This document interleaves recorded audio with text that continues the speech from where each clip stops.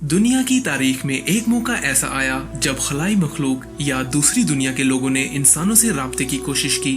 Science हमेशा उन चीजों के बारे में जानने की कोशिश करती रहती है जिसके बारे में इंसान कुछ नहीं जानता, या यूं कहें जिनकी दरियाफ्त आज तक नहीं हो सकी।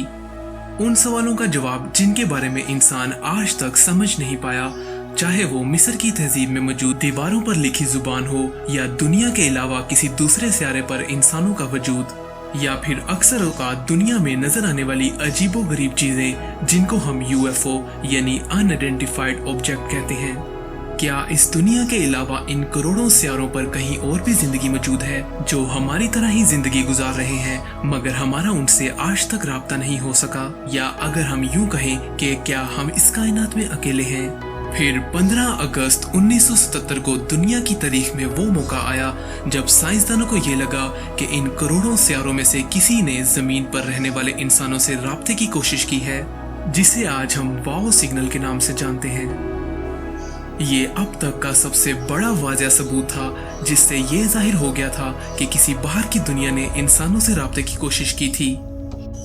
15 अगस्त 1977 को अमेरिका में नस्ब दुनिया की सबसे बड़ी रेडियो टेलीस्कोप, जिसका नाम बिग ईयर था, उसने कुछ सालों बाद एक ऐसा सिग्नल रिकॉर्ड किया जो खला के बीचों बीच किसी दूर सियारे से आ रहा था।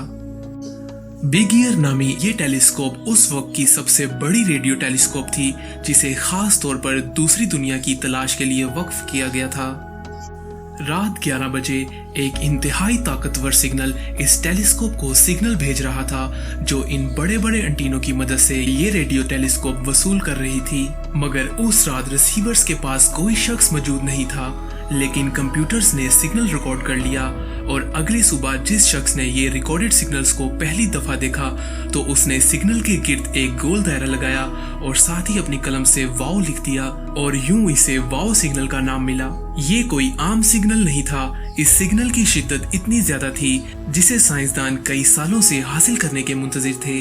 ये सिग्नल 1 मिनट से ज्यादा देर तक सुना गया और उसके बाद खत्म हो गया। इस टेलीस्कोप की बुनियाद 1973 में रखी गई थी। इसने वो काम कर दिखाया जिसकी किसी को भी उम्मीद नहीं थी।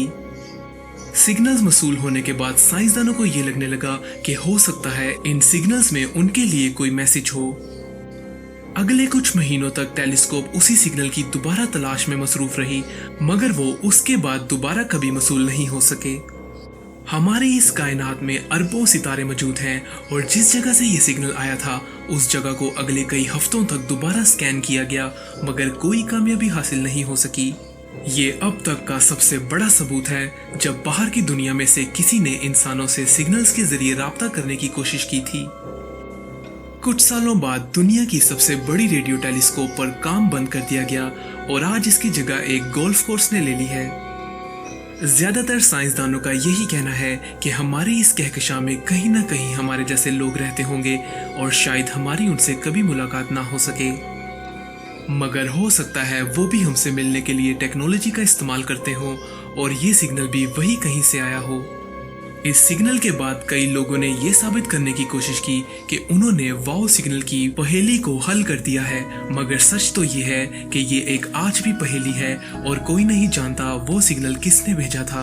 बिग ईयर नामी इस टेलीस्कोप को खत्म करने के बाद आज दुनिया की सबसे बड़ी रेडियो टेलीस्कोप चाइना ने बनाई है जिसका नाम फास्ट है, जो आज भी कायनात के दूर दराज गोशों से खलाई मखलूकों की तलाश में मसरूफ है और ऐसी खलाई मखलूक को देखने के लिए काम कर रहे हैं जो जमीन की जानिब सिग्नल भेज रहे हों। ये रेडियो दूरबीन इतनी ताकतवर है कि ये कायनात की गहराइयों में वाक़या सियारों और सितारों पर मौजूद खलाई मखलूकों को देख सकेंगे।